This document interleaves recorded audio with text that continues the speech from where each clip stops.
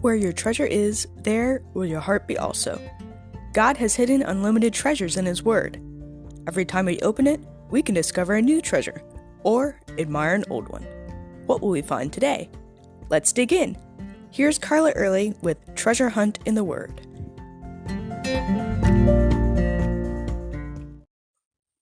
One part of the Easter story that hurts my heart is Matthew 27:27-30.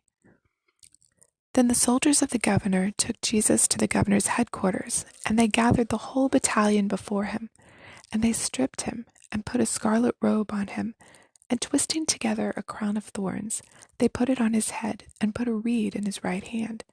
And kneeling before him, they mocked him, saying, "Hail, King of the Jews!" And they spit on him, and took the reed and struck him on the head.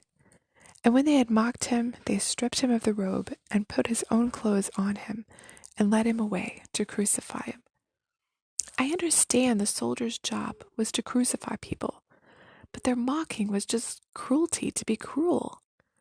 Those who should have known, who should have accepted Jesus as their Messiah, didn't.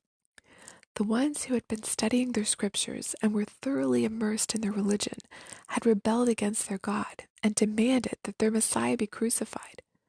They'd rejected him. And when they did that, they opened up the way for the Romans to mock Jesus. Yes, the soldiers were responsible for their own actions, but the actions of the Jewish leaders and the rejection by the crowd that day of a man who had only done them good gave the Roman soldiers a reason to ridicule the Jews, their religion, and their Messiah. Unfortunately, this still happens today in different ways. When those who claim to be Christians act in unchristian ways, we open our faith and our God up to ridicule. When divorce among those who call themselves Christians is about the same as the rest of the world, they look at us and say, "Your religion doesn't do you any good. Why should I need it? Your God didn't keep your marriage together, so how would He help me?"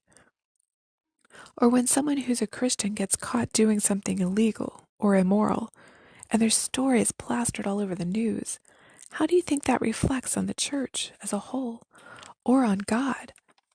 Or how about the little things? If we fret about something, worry over it instead of trusting God and standing on His promises, non-Christian family, friends, and coworkers who watch us will say, "They don't trust their God, so He must not be much of a God."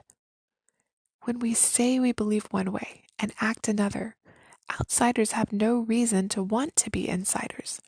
They want nothing to do with our hypocritical religion.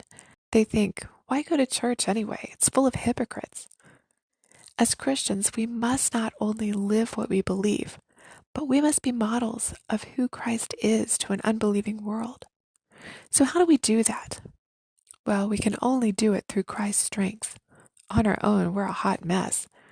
But when we completely rely on Him, we're different. He gives hope, peace, love. And those are qualities an unbelieving world wants to see in us, longs to see in us, needs to see in us, as a testimony of who God really is. Out of all the places the Roman soldiers could be stationed, they were in Jerusalem, the center of worship of the one and only true God.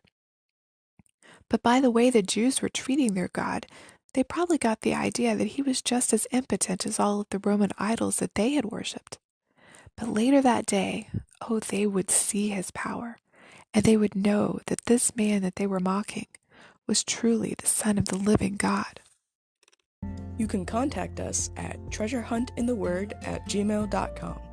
Also, if you'd like to share a treasure God has given you by doing an episode, please contact us. You can listen to other episodes on our website, which you'll find in the description below. Thanks for listening, and remember, where your treasure is, there will your heart be also.